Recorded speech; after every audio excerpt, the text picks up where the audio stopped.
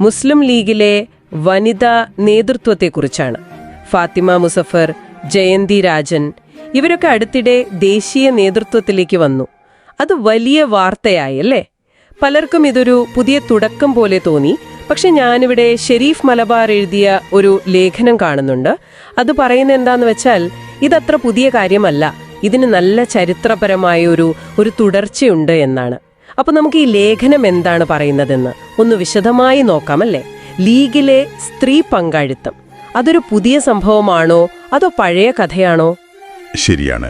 ഷെരീഫ് മലബാറിന്റെ ലേഖനം തുടങ്ങുന്നതേ അങ്ങനെയാണ്.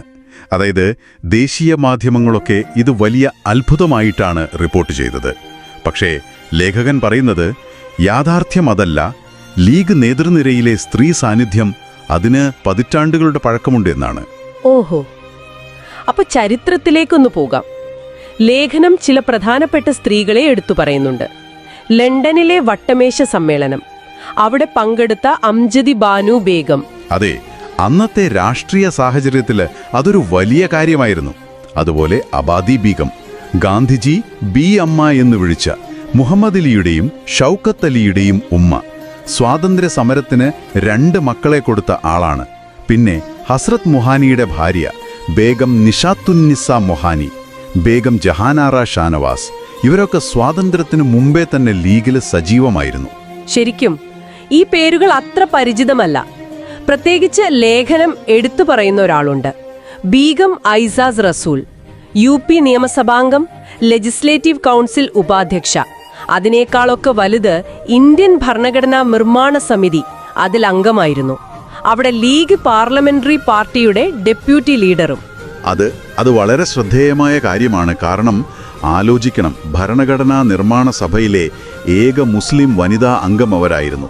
അത് അന്നത്തെ ലീഗ് സ്ത്രീ പങ്കാളിത്തത്തിന് കൊടുത്തൊരു പ്രാധാന്യം അത് കാണിക്കുന്നുണ്ട് അല്ലേ? തീർച്ചയായും ഇതൊരു ഒറ്റപ്പെട്ട സംഭവമായിരുന്നില്ല എന്നും ലേഖനം പറയുന്നു. ഏതാണ്ട് അതേസമയം 1946 മദ്രാസ് അസംബ്ലി, അവിടെ പ്രതിപക്ഷ ഉപനേതാവ് ബീഗം അമീർ അഹമ്മദ് സാഹിദായിരുന്നു. കായിദെ മില്ലത്ത് ലീഡറും. അന്ന് ലീഗ് മത്സരിച്ച എല്ലാ സീറ്റിലും ജയിച്ചു. സീതി സാഹിബിനെ പോലുള്ള പ്രമുഖർക്കിടയിലാണ് അവർ ഉപനേതാവായത്. അതെ, അത് അവരുടെ അന്നത്തെ എന്താ പറയാ രാഷ്ട്രീയ അധികാരവും പാർട്ടിയിലുള്ള സ്ഥാനവും വ്യക്തമാക്കുന്നുണ്ട്. ഷരീഫ് മലബാർ അതാണ് ചൂണ്ടിക്കാണിക്കുന്നത്. വെറുമൊരു അലങ്കാര പദവിയായിരുന്നില്ല അത്. പിന്നെയും പേരുകളുണ്ട്. ബീഗം ഷായിസ്ത ഇക്രാമുള്ള, ഫാത്തിമ ജിന്ന, ബീഗം റാ ആന ലിയാഖത്ത് അലി ഖാൻ.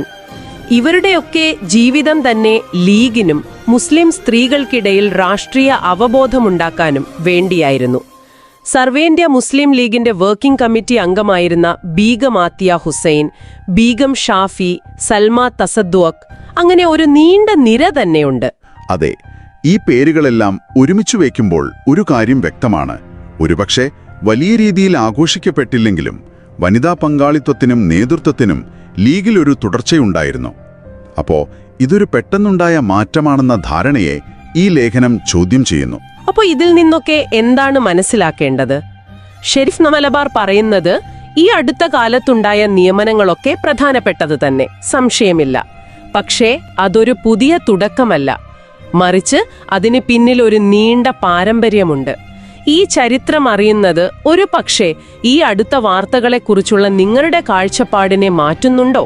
തീർച്ചയായും. ഇതിലെ പ്രധാന ആശയം ഇതാണ്: ചരിത്രത്തിന് പലപ്പോഴും പല തട്ടുകളുണ്ട്. നമ്മൾ കാണുന്ന തലക്കെട്ടുകൾക്കപ്പുറത്തേക്ക് നോക്കാൻ ഇതുപോലുള്ള ഉറവിടങ്ങൾ നമ്മളെ സഹായിക്കും. ഷെരീഫ് മലബാറിന്റെ ലേഖനം അതാണ് ചെയ്യുന്നത്. ആഴത്തിലുള്ള വേരുകൾ ഓർമ്മിപ്പിക്കുന്നു. ഈ ചരിത്രത്തിലേക്ക് വെളിച്ചം വീശിയ ഈ ചർച്ചയിൽ പങ്കുചേർന്നതിന് നന്ദി. നിങ്ങൾക്കായി ഒരു ചിന്ത വിട്ടിട്ട് പോകാം.